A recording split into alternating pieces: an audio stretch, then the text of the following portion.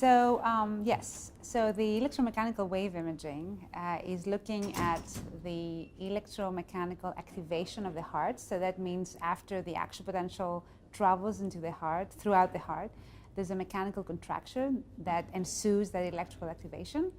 And we can image that with our technology. So this gives us insight regarding any pathology such as arrhythmias, infarction, that will lead to a disruption of the electromechanical activation.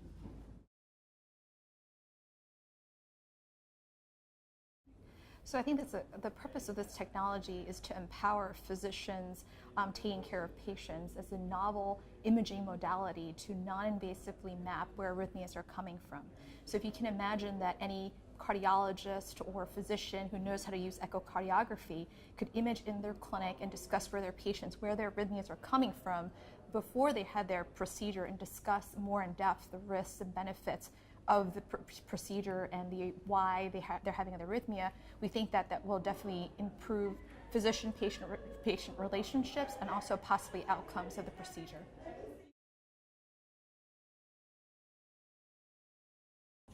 Okay, so the current strengths of the technology are that it can be portable so that you can go to the patient.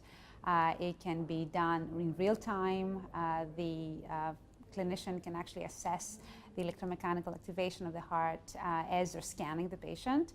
And so it's very flexible to be applied into different clinical settings. A downside would be that it requires an echocardiography system, so an ultrasound scanner that's available, and especially transthoracically, that's not necessarily the standard in EP practice, so that's something that maybe has to be developed over time, and so that it can be added on to during the practice of EP.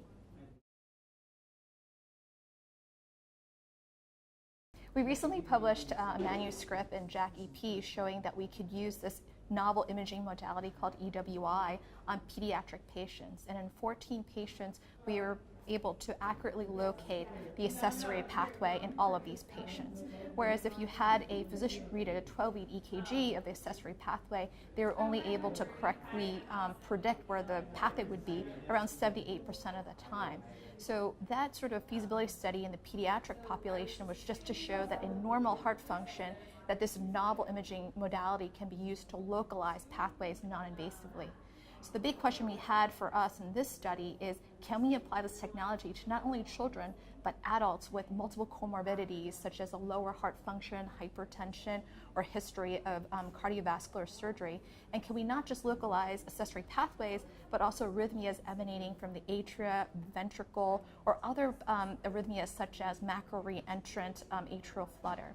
And I'm happy to share the great news after our HRS presentation that in 52 patients that we imaged, we were able to localize with greater than 95% accuracy where these arrhythmias were actually originating from. Whereas if we just had board-certified electrophysiologists read the EKGs, unfortunately the accuracy of localizing these pathways was lower than this imaging alone.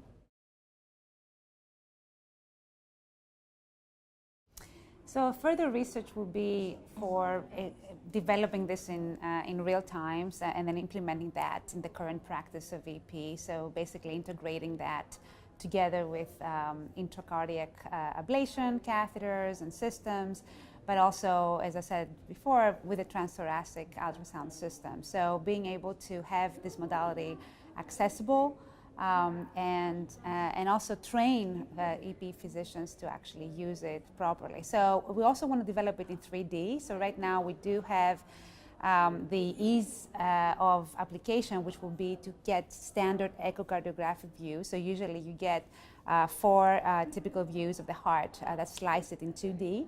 And then we're able to combine and have we call it a multi-2D or pseudo 3D or 3D rendered electromechanical activation of the heart, but it only shows you the subset of what has happened in the heart. A real 3D, a true 3D, will be using a 2-dimensional array and being able in one heartbeat or from one heartbeat to the other look at the electromechanical activation in a full 3D map. So that entails a lot of computation, processing, and especially if you want to do this in real time, that actually requires a whole new development as a system. But technology is on our side, and we can actually implement that over time. We actually have small clinical studies going on right now to actually demonstrate its utility over the multi-2D or 3D rendered. But that will be, I think, the main challenge. And of course, being able to train EPs that are typically very well trained on 12-lead EKG or intracardiac mapping, electroanatomic mapping.